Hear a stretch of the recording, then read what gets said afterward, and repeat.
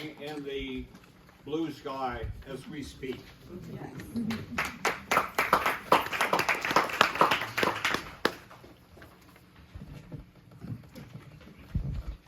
I'm Kay Turnbaugh, and Susan and I had a long history getting this library built.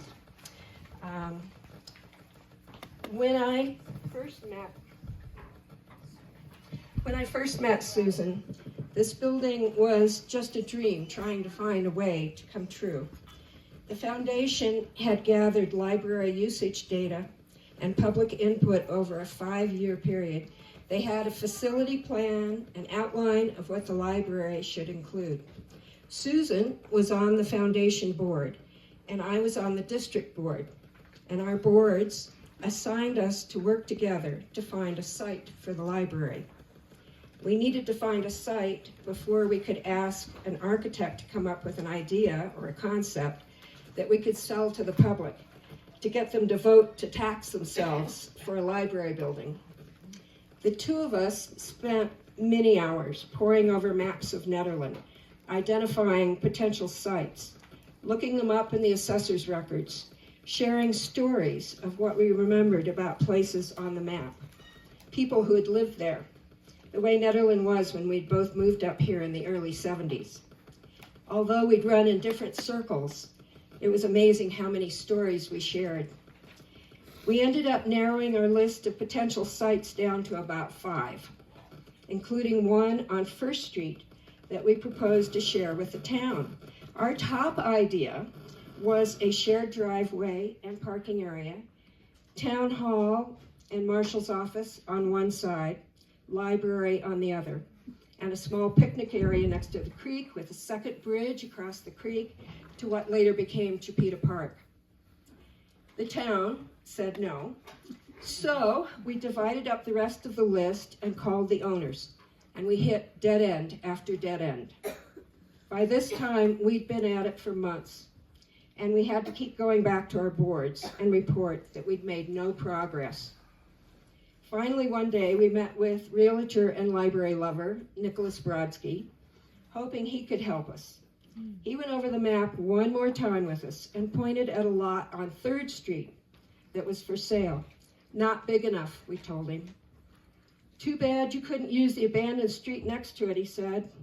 But even if you could get the town to abandon it, the land would go to the adjacent landowners, not the library. Yeah, too bad, we all agreed.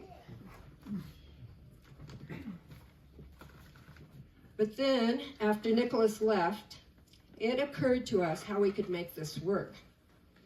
We could ask the town if they would vacate the street to the adjacent landowners, but only if those landowners had already signed contracts with the library that they would immediately donate their parts of the vacated street to the library. With the street and the lot, we would have an L-shaped lot with a creek running through it that would be big enough for the library. Of course, that meant a lot of things had to happen quickly and in order. The foundation put a contract on the lot, and Susan and I presented our plan for vacating the street at a town board meeting.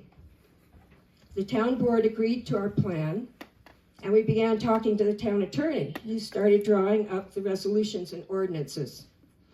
Susan and I split up the adjacent landowners and met several times with each of them to talk them into agreeing with our plan and signing the contracts. I think it took close to a year, but it finally happened. All the pieces came together, and we had a lot. Yeah.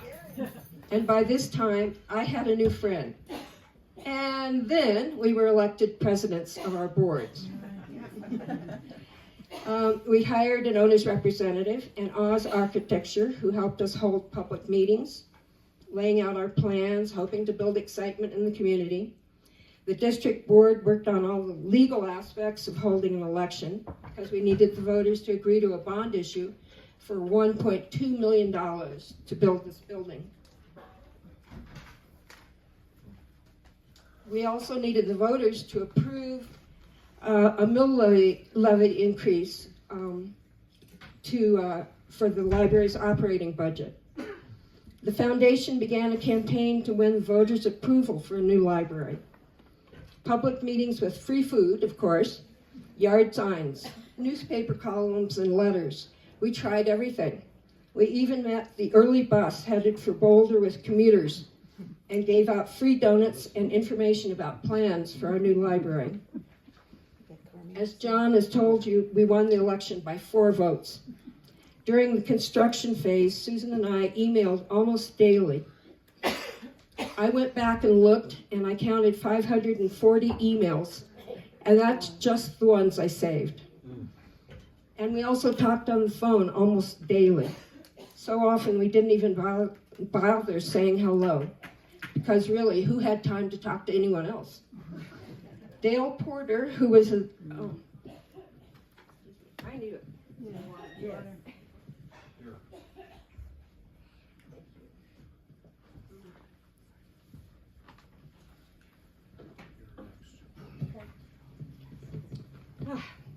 Better. So Dale Porter, who was the district board president when Susan and I first started working together, told me later he never thought that we would get along. Susan, as you know, could be prickly. And we both could be pretty cynical, stubborn, and opinionated. But it turned out that we could work together. We had to, because there were a lot more hurdles to get this building built. Things like negotiating with the church to share parking and figuring out how to put all the wishes of the district's residents into this building.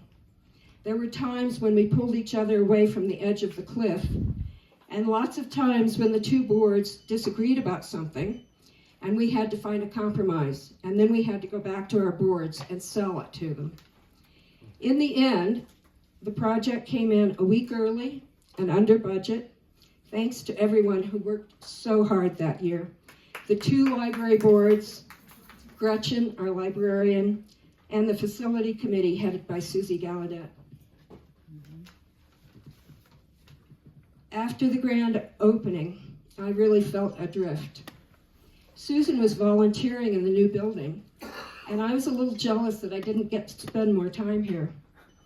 I was thrilled when she called one day. Want to get a cinnamon roll and some coffee? We spent an hour and a half catching up on library news, town news, what books we'd read, and solving the world's problems. Just spending time with each other without deadlines or decisions to make. We decided to do it again soon, and we ended up meeting for cinnamon rolls and coffee at least once a month ever since the library opened in 2011. During those years, we negotiated the purchase of the lot that is now our reading garden, and we worked on the celebration for the 20th anniversary of the library district.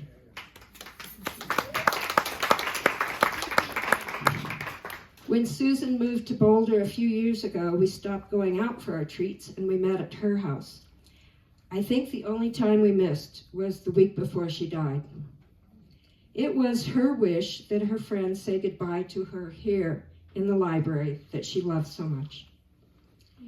And I think a fitting parting gift for her would be to take a deep breath, look around at this incredible building, at all the books, the art, the computers, the meeting room, the welcoming, comfortable spaces, and say, thank you, Susan.